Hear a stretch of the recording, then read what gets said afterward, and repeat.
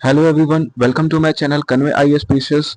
तो आज हम हेल्थ एजुकेशन ऑफिसर के अपने सीरीज में हम नेक्स्ट सब्जेक्ट स्टार्ट करेंगे, सोशल साइकोलॉजी एंड गवर्नेंस। तो सोशल साइकोलॉजी में हम ये टॉपिक्स देखते हैं। तो पहला टॉपिक है बेसिक ह्यूमन वैल्यूज। ठीक है, तो ह्यूमन वैल्यूज का क्या होता है? So human values are deep seated beliefs, abstract ideals and standard that guides the behavior, decisions, priorities, and life goals of an individual, groups, or society as a whole. Values serve as the yardstick to determine that it is right or wrong, desirable or undesirable within a society. In social psychology, values are considered the structural backbone connecting the entire social fabric. To understand the nature of values deeply, it is essential to understand their three-dimensional internal structure. Okay, तो human value क्या है? तो human values are deep seated belief, है ना, जो हमारे आंतरिक जो बिलीफ है, जो हमारी सोच है, जो हमारे आइडियाज हैं, आइडियल्स हैं, जो हमें ये एक पर्टिकुलर दिशा की तरफ हमें जो प्रेरित करते हैं कि क्या सही है, क्या गलत है, क्या हमारे जीवन का लक्ष्य है। तो यही हमारे ह्यूमन वैल्यूज हैं। चाहे और सही और गलत का जो फैसला होता है वो जिन स्टैंडर्ड्स पे, जिन कारणों से, जिन थॉट्स से, जिस बिलीफ से, जिस प्रायोरिटी से, जिन निर्णयों से होता है, उसे हम ह्यूमन वैल्यूज कहते हैं। ठीक है, और ये हमारे सोशल फैब्रिक, हमारे पूरे सोसाइटी में ये एक बैकबोन की तरह काम करता है, जिससे हम उससे कनेक्ट रहते हैं। ठीक है, तो ये तीन पार्ट में इसका थ्री डायमेंशनल इंटरनल स्ट्रक्चर होता है। पहला is cognitive component, affective component and behavioural component. Okay, तो कॉग्निटिव कंपोनेंट क्या है? This component reflects the conceptual and intellectual side of the value. Values are not just incidental emotions, there is a solid conceptual basis behind them. One is fully aware and confident of why a particular ideal, honesty, social justice and non-violence is necessary. Okay, तो cognitive क्या है? Concept. ठीक है, concept जो हमारे बौद्धिक जो क्षमता है ना, कॉन्सेप्चुअल जो है। और ये सिर्फ इंसिडेंटल इमोशंस नहीं होते हैं, there is a solid conceptual basis. तो तथ्यों के आधार पर, you know, based on facts and rational approach, हमारा जो कॉग्निटिव कंपोनेंट्स होते हैं ये डेवलप होते हैं। और इसमें कुछ पर्टिकुलर आइडियल्स होते हैं हमारे, like honesty, social justice and non violence. ये तभी डेवलप होते हैं जब हमारे अंदर किसी भी पर्टिकुलर चीजों को लेकर के बिल्कुल हमारा जो माइंड मैप है वो एकदम क्लियर हो, तो ही हम honesty, social justice and non violence के जो आदर्श हैं वो अपने अंदर स्थापित कर सकते हैं। जैसे कि अगर हमें पता है कि honesty is the best policy, है ना, या social justice is ideal to establish peace and prosperity in the society. Non-violence, so non-violence is non-harming to others. Okay, affective component क्या है? This component represents the emotions, feelings and emotional intensity associated with the value. Values are very close to a person's heart. When a person's values are respected in a society, or when he acts in accordance with his own values, he feels a sense of deep mental peace, pride and contentment. Conversely, when values are violated, a person experiences intense resentment, sadness and disgust. Okay, तो affective component क्या है? This component represents the emotions, हमारे जो emotions हैं, भावनाएं हैं और जो सोच है, भावनात्मक जो हमारे अंदर प्रक्रिया है, ये कहीं ना कहीं हमारे वैल्यूज, जो हमारे आदर्श हैं, वैल्यूज हैं, उनसे कनेक्टेड होता है। So values are very close to a person's heart, हमारे दिल के सबसे करीब होता है values. When a person's values are respected in society, when he acts in accordance with his own values, he feels a sense of deep mental peace, pride and contentment.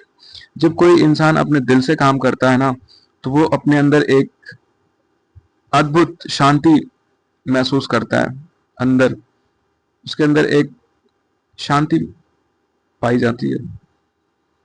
और अगर यही वैल्यूज, वही जो आदर्श, यही मूल्य जिसको हम कहते हैं, यही अगर ये मूल्य जो है अगर उसने सही तरीके से स्थापित नहीं किया तो कहीं ना कहीं उसके अंदर वायलेशन, जो उसका तो नॉन वायलेंस या उनका जो एक्सपीरियंस है वो कहीं ना कहीं दुख और खराब हो सकता है। लाइक उनका हो सकता है एक्सपीरियंस ही बुरा हो, नेगेटिव एटीट्यूड बन जाए। Behavioral component. This component shows the functional side of the value. Although values are not directly visible, they motivate or compel the individual to behave in specific ways. Values are internal predictor of behaviors. So this component shows the functional side of the value. Although values are not directly visible, they motivate, compel the individual to behave in specific ways. Values are internal predictor of behavior. Behaviour component क्या होता है कि इंसान का जो व्यवहार है, okay, तो उसके जो इंटरनल कुछ मूल्य हैं वो उसे व्यवहार में ले आते हैं और उसे प्रेरित करते हैं कि वो कुछ ऐसे कार्य करे जिससे उसके जो मूल्य हैं वो बने रहें। ठीक है, तो ये बिहेवियरल कंपोनेंट है। तो Schwartz theory of basic human values, तो साइकोलॉजिस्ट थे शैलोम श्वार्ट्ज, इन्होंने यूनिवर्सली एक थ्योरी दिया थी बेसिक ह्यूमन वैल्यूज पे। He established that no matter which society in the world is examined, there are basically 10 universal values at work behind human behavior, divided into 4 large conceptual groups which have opposite to complementary. तो ये कहते हैं कि जो human behaviour है basically 10 universal मूल्यों पे जो है ना उस पे बेस्ड है। तो उनको इसको इन्होंने 4 कॉन्सेप्चुअल ग्रुप में मतलब उसको डिवाइड किया है। तो पहला है openness to change. Openness to change, स्वयं में बदलाव, जो बदलाव आता है, self direction, freedom to think independently, act, make decision and use creativity. पहली बार खुद दिशा निर्धारित करना और उस दिशा की ओर फर्मली बढ़ते रहना। ठीक है, stimulation, a willingness to welcome adventure, innovation, risk and challenges in life. Stimulation, विपत्तियों का सामना करना। कैसे भाई, अगर आपके जीवन में ऑब्स्टिकल्स आते हैं तो उनको आप एक चैलेंज की तरह लेते हैं और उन चैलेंजेस को पार करते हैं। हिडोनिज्म क्या है? सुखवाद, seeking material pleasure, fulfilment and emotional satisfaction for oneself. हाँ, सुख, अपने अंदर प्लेजर, आनंद की अनुभूति करना, है ना, भावनात्मक रूप से अपने आप को संतोषजनक पाना। दूसरा है conservation, opposite of openness to change. Conservation क्या है? कंजर्वेशन में है security, conformity and tradition. Conservation संरक्षण, stability, safety, harmony and freedom from danger to chaos at the level of society, family and self. Conservation, खुद को संरक्षण करना, अपने और अपने परिवार को संरक्षित करना, उनकी सुरक्षा का ख्याल रखना। तो ये एक आ गया है। ओपननेस से थोड़ा सा इसमें बदलाव है। Conformity, adhering to the rules, norms and expectations set by society so as not to offend others or disturb social order। तो है ना, कुछ जो सोसाइटी के रूल्स है, नॉर्म्स है और जो रेगुलेशंस हैं उन्हें वायलेट नहीं करना है।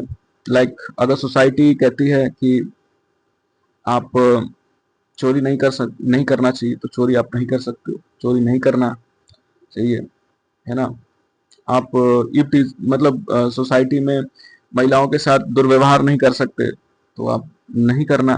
तो that is something that has been set by society. These are some rules, norms and expectations that society expects from its members and to maintain social order. Okay, the tradition, respect and commitment to one's culture, religion, customs and ancestral habits.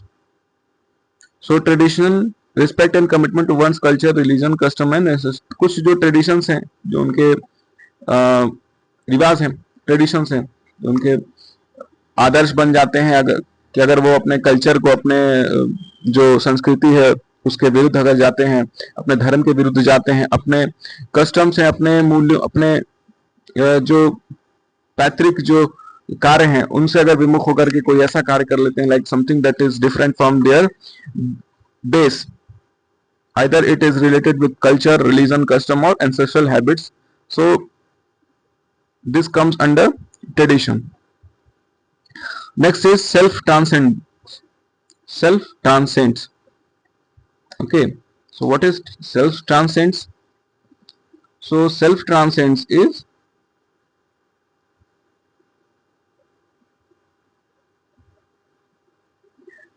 the broad vision of justice.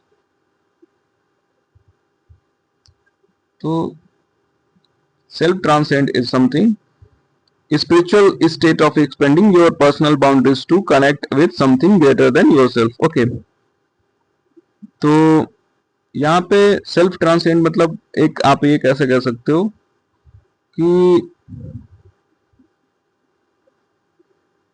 जैसे आत्मा का जो उत्कृष्टता है, like something your soul is you know अपने आप को ऊपर की ओर उठा रहा, जैसे आप पहले मतलब मटेरियलिस्ट लाइफ से आप स्पिरिचुअल लाइफ की तरफ आप अगर आप ग्रो करते हो, लाइक एम से आप एस की तरफ जाते हो, तो that is self transcends. Then someone moves from body to soul is called self transcends. So universalism, the broad vision of justice, equality, peace and protection of nature and the environment of all people of the world. Universalism एक concept आता है इसमें. Benevolence, सबका भलाई करने वाला.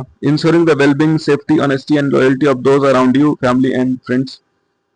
सबकी भलाई सोचने वाला, सबका अच्छा सोचने वाला, सबकी सुरक्षा ईमानदारी से और सबके लिए वफादार बनना, that is come under benevolence.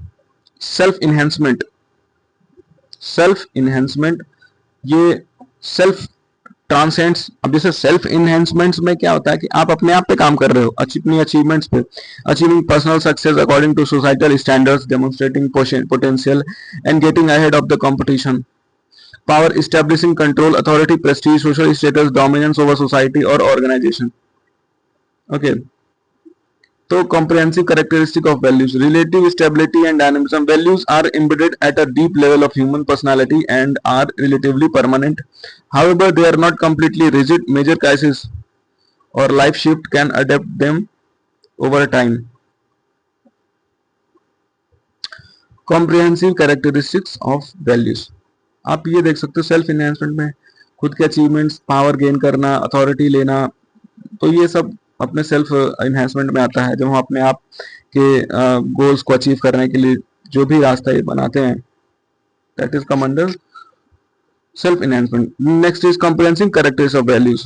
तो मूल्यों का एक व्यापक रूप से समावेश कर सकते हैं, उनके क्या अवधारणा, क्या कैरेक्टरिस्टिक्स हैं.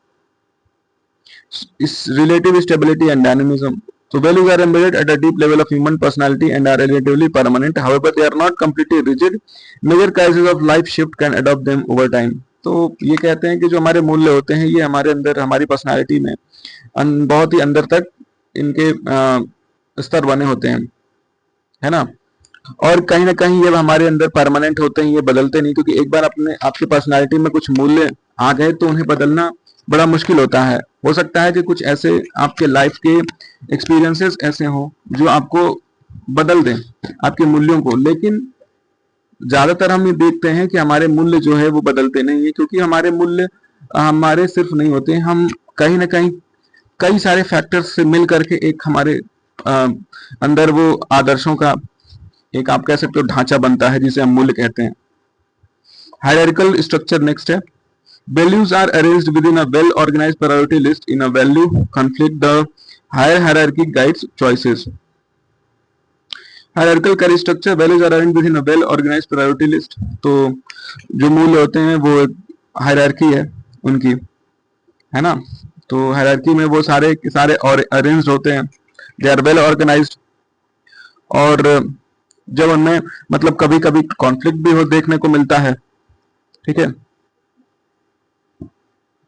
Abstract and intangible nature. Values are abstract concept those expression is manifested indirectly through external behavior. Intrinsic motivational force. Values act as an internal generator, compelling an individual to do difficult tasks without needing external rewards. Intrinsic motivational force क्या है? Abstract and intangible nature. Values are abstract concept whose expression is manifested indirectly through external behavior. तो जो values हैं, they are abstract. Okay, what is अमूर्त? जिन्हें बात मतलब they are essential, you know, उनके एसेंस होते हैं, सार तत्व, अमूर्त जिसे हम कह सकते हैं, और उनका जो एक्सप्रेशन है that can be manifested indirectly to external behavior. Intrinsic motivational force क्या है? Values act as an internal generator compelling an individual to do difficult tasks without needing external reward. तो कुछ ऐसे कार्य हम करते हैं जिन्हें हमें किसी रिवॉर्ड की जरूरत नहीं होती है, हम अपने मूल्यों के आधार पे कुछ कार्य ऐसे करते हैं। लाइक अगर एक पुलिस वाला है, ईमानदारी से अपना काम कर रहा है विदाउट टेकिंग एनी ब्राइब और डूइंग एनी करप्शन, तो वो है ना, वो उसका ड्यूटी है। And there are some values, उसके वैल्यू सिस्टम ऐसे बने हुए हैं कि वो अपने आदर्शों, अपने मूल्यों के अगेंस्ट न जा करके वो किसी विदाउट एनी एक्सटर्नल रिवॉर्ड के अपना सारा काम ईमानदारी से कर रहा है। कोई भी, not a police officer, anyone can do this work. Next is social and information of formation of values. तो क्या सोर्सेस हैं, क्या फॉर्मेशन होता है, वैल्यूज का फॉर्मेशन कैसे होता है? Formation of values life long process of socialisation driven by multiple channels. तो हमारे अंदर वैल्यूज कैसे बनते हैं? प्राइमरी सोर्स फैमिली होती है, फॉर्मल सोर्सेज एजुकेशनल इंस्टीट्यूशंस होता है, कल्चरल एंड रिलीजियस सिस्टम होता है, पीयर ग्रुप हमारे जो सगे साथी संबंधी और फ्रेंडशिप जो पीयर नेटवर्क होता है वो भी एक बड़ा मतलब सोर्स है। And then is modern sources, mass media, digital space, social media वगैरह है, सिनेमा, ओटीटी, ये भी हमारे अंदर वैल्यूज बनाने में कहीं ना कहीं बड़ा रोल प्ले करते हैं। Next is attitude. तो एटीट्यूड क्या होता है? Attitude means a learned mental and neurological readiness to think, feel and react in a specific way toward a certain person, object, social issue or institution. According to the universally accepted tripartite model, attitude consists of three pillars: affective component, behavioral component and cognitive component. Okay, so emotional side of the attitude, likes, dislike, love, hatred, fear, excitement, behavior. Cognitive side, tendency or readiness to act or behave in a particular practical way toward the object. And cognitive, intellectual and logical side, comprising belief, fact, perception and thought regarding to attitude object.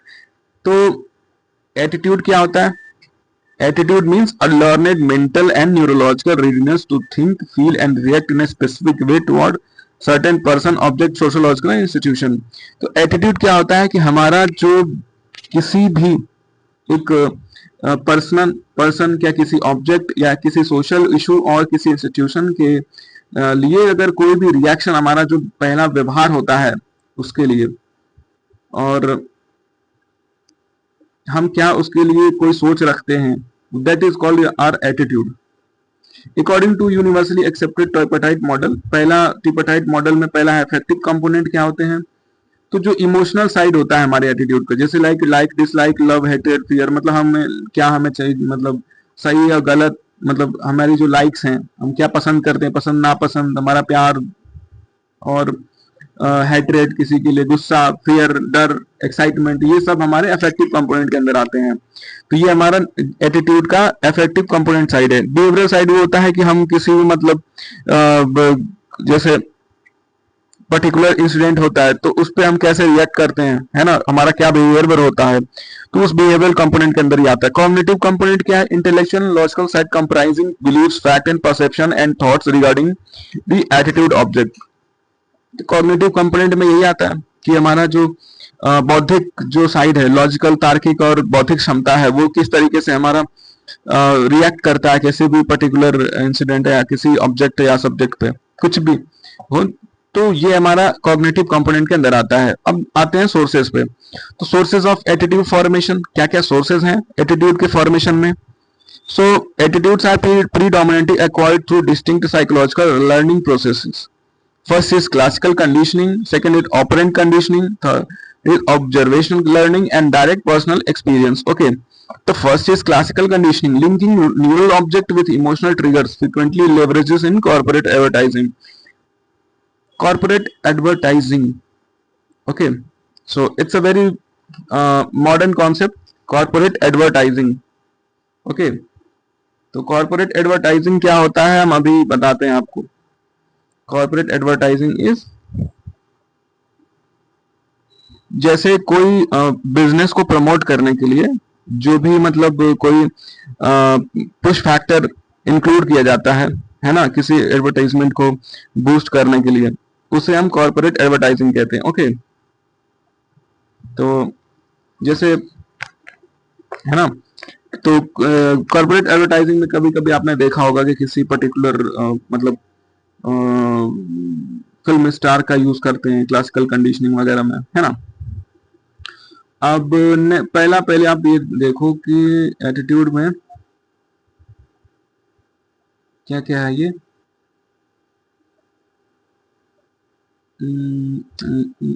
हाँ, sorry, classical conditioning हो गया, operant conditioning, formation based on reward, praise, social punishment and ostracism. तो operant conditional इसका क्या है, formation based on reward praise. तो हम कभी मतलब जो एटीट्यूड है, अगर हम कोई कार्य करते हैं और उससे हमें रिवॉर्ड मिलता है, कोई है ना, कोई प्रेजर मिलता है, कोई हमें उसको प्रोत्साहन मिलती है, तो हमें उसके लिए एक एटीट्यूड का फॉर्मेशन करता है ये। एंड उस हो सकता है ये, अगर रिवॉर्ड मिल रहा है तो पॉजिटिव एटीट्यूड हो, प्रेज मिलता है तो अगर पॉजिटिव है तो पॉजिटिव आपका रिस्पॉन्स मिलेगा, पॉजिटिव एटीट्यूड फॉर्मेशन होगा। And if it will negative, then negative attitude will be formed. Okay, the next is direct personal experience, deep irrefutable mindset shift occurring from a direct interaction with a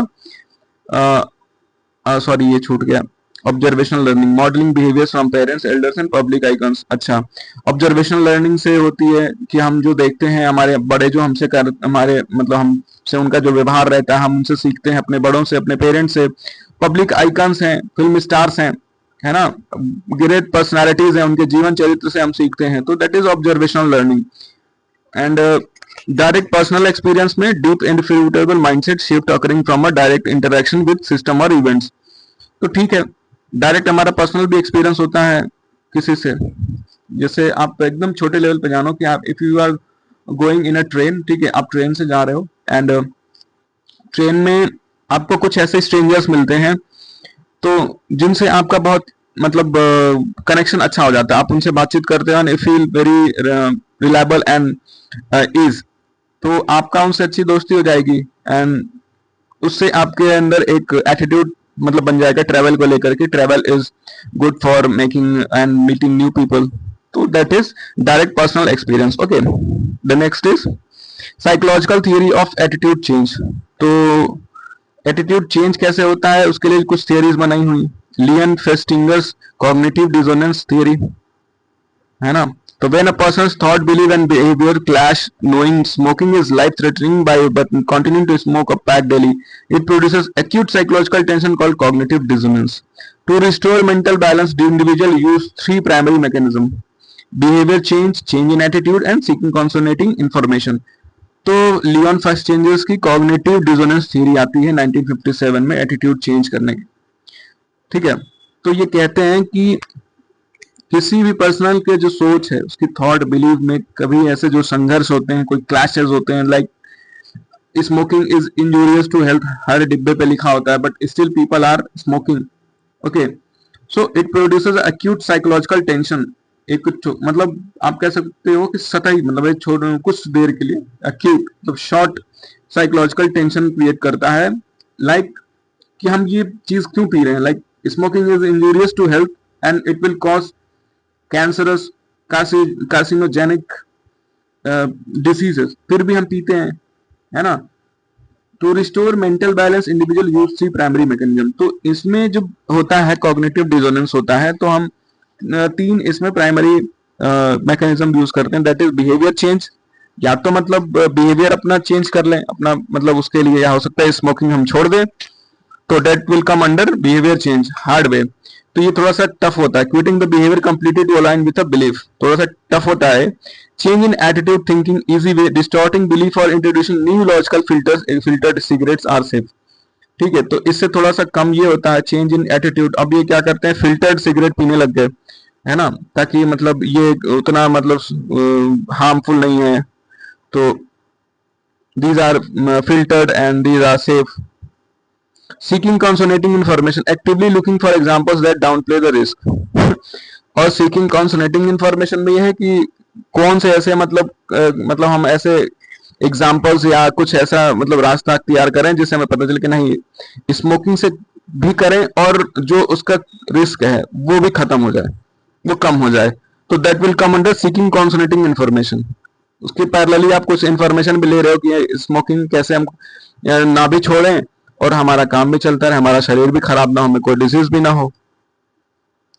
तो ये हो गया Leone फेस्टिंजस cognitive dissonance theory. Okay, the next is Fritz Heider's balance theory, POX model.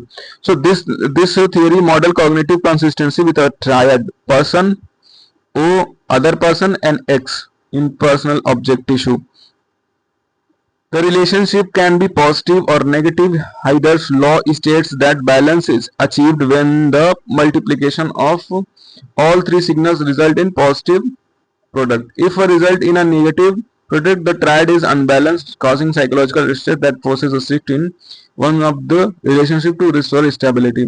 Fritz हाइडर balance theory POX model इन्होंने दिया था और ये कहते हैं कि जो कॉग्निटिव कंसिस्टेंसी तीन तरीके से हमारे इस्टेब्लिश होती है। पहला एक पर्सन जो इंसान है वो, फिर दूसरा पर्सन और एक्स इम्पर्सनल कोई एक ऑब्जेक्ट, है ना। और इन तीनों के बीच में रिलेशनशिप कोई भी पॉजिटिव या नेगेटिव हो सकती है। तो हाइडर्स लॉ कहती है कि अगर बैलेंस बनाना है इन तीनों के बीच में, है ना, तो अगर इनको हम मल्टीप्लाई करते हैं आपस में तो, है ना, या तो पॉजिटिव आएगा, तो अगर पॉजिटिव आएगा तो बैलेंस है ना, और अगर निगेटिव आता है तो वो अनबैलेंस है, तो कॉजिंग साइकोलॉजिकल स्ट्रेस होने लगेगा। तो आइए देखते हैं इंटररिलेशन कैसे जो है मैट्रिक्स वैल्यू और एटीट्यूड के बीच में। It is very important.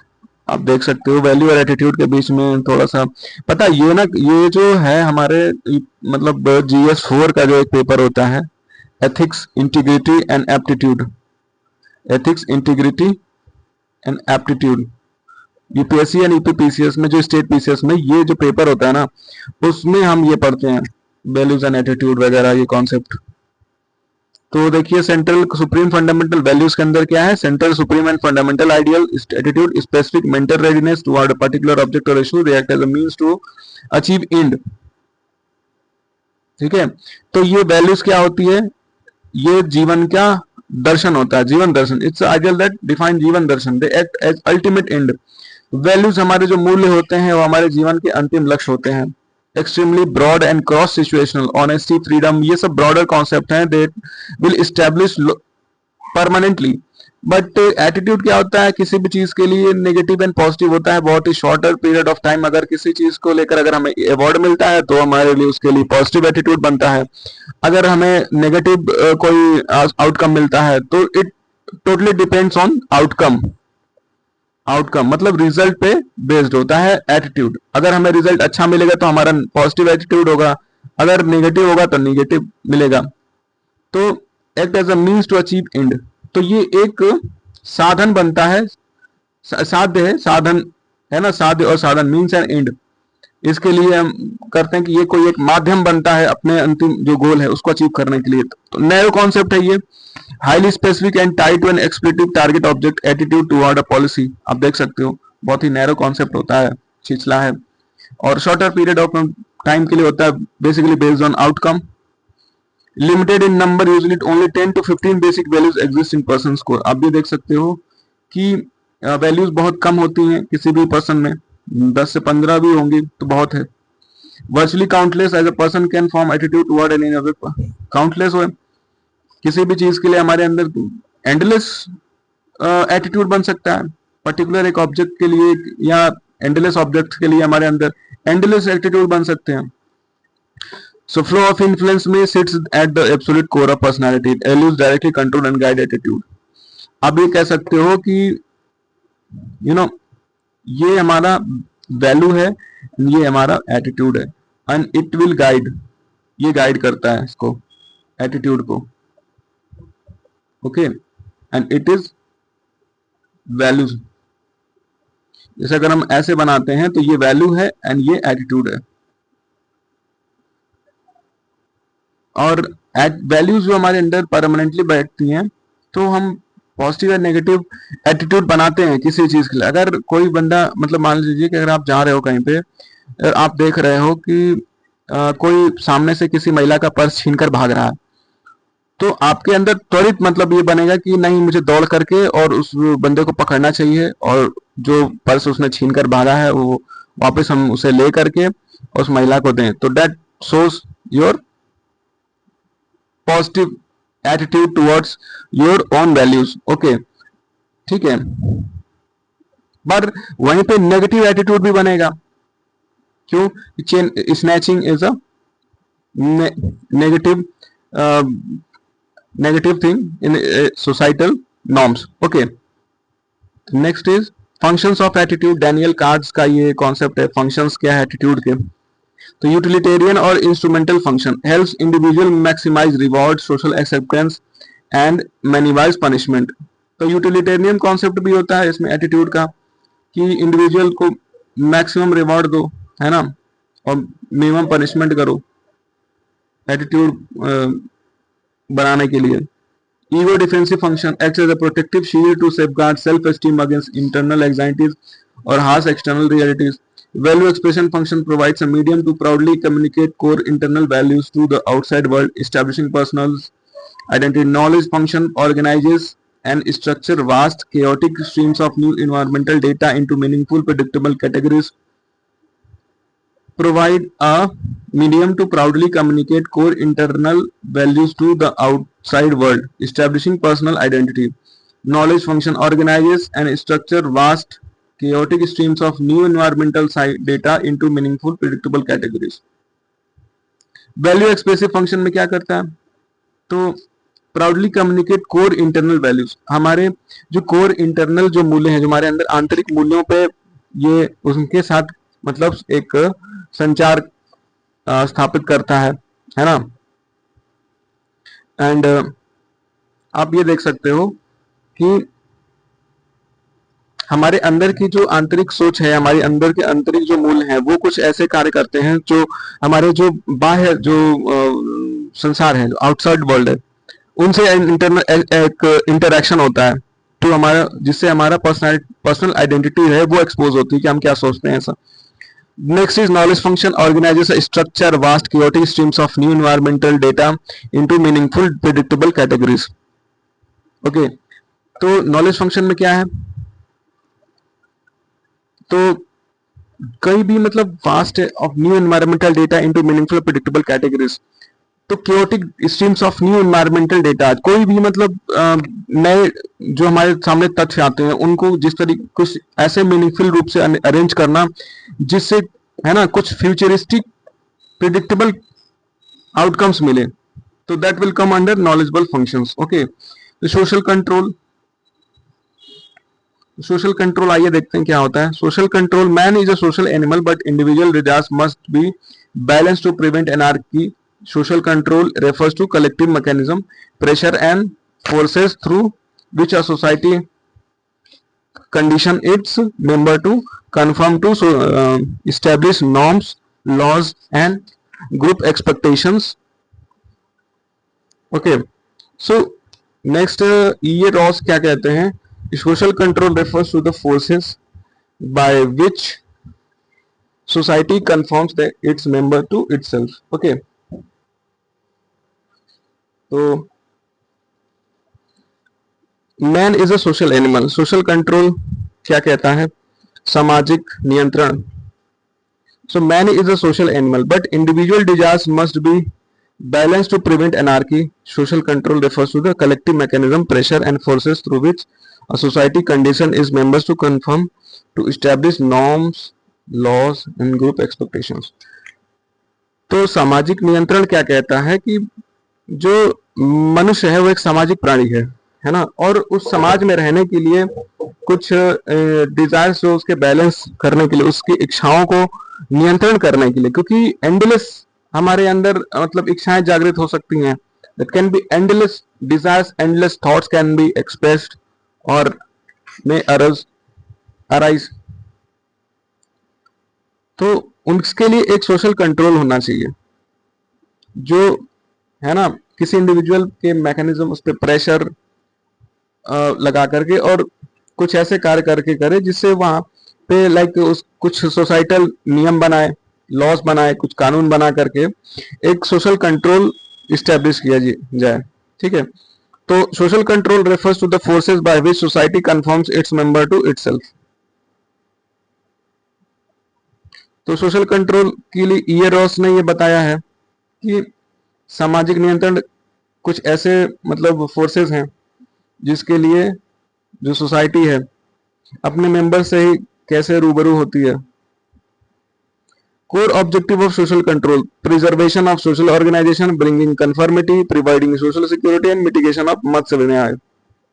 अब देखो सोशल कंट्रोल के क्या क्या कोर ऑब्जेक्टिव्स हैं। तो preservation of social organisation protects structural framework family political economic institutions from breaking down. Okay, तो preservation of social organisation protects structural framework family political environment in economic institution from breaking down. तो social organisation जो भी हैं, सामाजिक संगठनों का संरक्षण है ना, ताकि जो इंस्टीट्यूशंस है, family as a institution, political कोई भी इंस्टीट्यूशंस है, उनका ब्रेकडाउन ना हो, है ना, वो बनी रहे, ताकि सोसाइटल कंट्रोल बनी रहे, सोशल कंट्रोल बना रहे। Bringing conformity standardises interpersonal behaviour to ensure predictability and social cohesion. तो ब्रिंगिंग कन्फर्मिटी मीन्स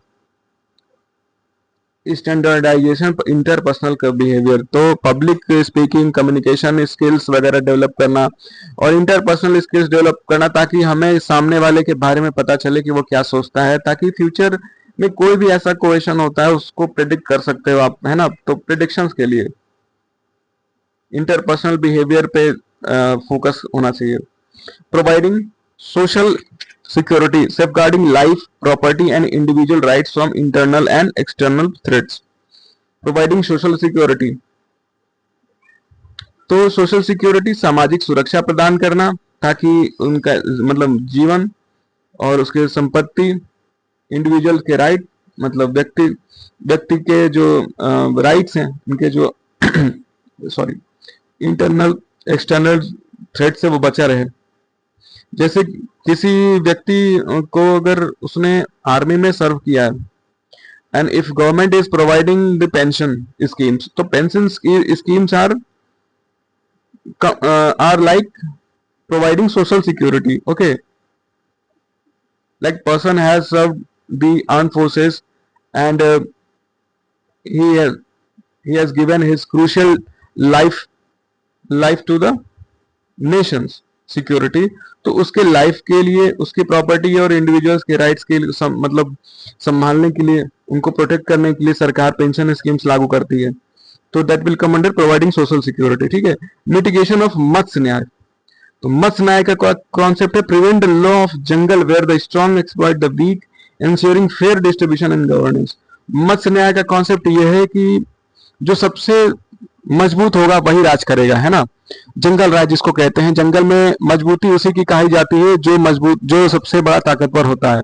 तो जो बड़ी मछली होती है वो छोटी मछली को खा जाती है, तो उससे बचने के लिए, है ना, तो इस लॉ ऑफ जंगल को से बचने के लिए एक सोशल कंट्रोल होना चाहिए, है ना। मीन्स ऑफ सोशल कंट्रोल, तो क्या क्या हम साधन यूज करते हैं सोशल कंट्रोल के लिए? Informal means and formal means. Informal means क्या है? Driven spontaneously by primary group without written codes. Key drivers include family values, custom, public opinion, gossips and religious rituals. Informal means में हमारे आते हैं जो अनौपचारिक हैं, तो ये हमारे फैमिली हो गया और हमारे कस्टम्स हैं, मतलब हमारे रीति रिवाज, पब्लिक ओपिनियन, है ना, लोक नीति, और जो गॉसिप्स है, रिलीजियस धार्मिक अनुष्ठानों, ये सारे के सारे हमारे इनफॉर्मल जो साधन है उनके अंदर आए गए। और औपचारिक साधन क्या क्या है? Divided by institutional framework using documental rules, codification and explicit penalties. तो कोडिफिकेशन करना लॉज का, है, रिटन लॉज होते हैं, ताकि कोई एक पर्टिकुलर लॉ का वायलेशन हो तो आप कोडिफाइड लॉज हैं उनके अंडर उन्हें पेनल्टीज दे सकें, है ना। Like including state legislation, executive regulation, judicial courts and administrative actions. तो ये सारे जो मतलब राज मतलब लेजिस्लेशन है, एग्जीक्यूटिव है, जुडिशरी है, ये सारे जो पार्ट्स हैं इनके through law making, law processing, law executing and law adjudicating, ये सारी चीजें फॉर्मल मीन्स में आएगा। ठीक है, तो आज हम इतना करते हैं सोशल कंट्रोल तक, और बाकी टॉपिक्स हम अपने नेक्स्ट वीडियो में करेंगे। So thank you so much for watching my video. और सोशल साइकोलॉजी के बाद हम इसके कुछ एमसीक्यूज करेंगे, मतलब इस सारे टॉपिक्स कंट्रोल करने के बाद, सॉरी कंप्लीट करने के बाद, एंड उसके बाद हम हो सकता है पॉलिटिकल साइंस या हिस्ट्री में से कोई एक सब्जेक्ट स्टार्ट करेंगे। ओके, तो thank you so much for watching my video. Have a good day and keep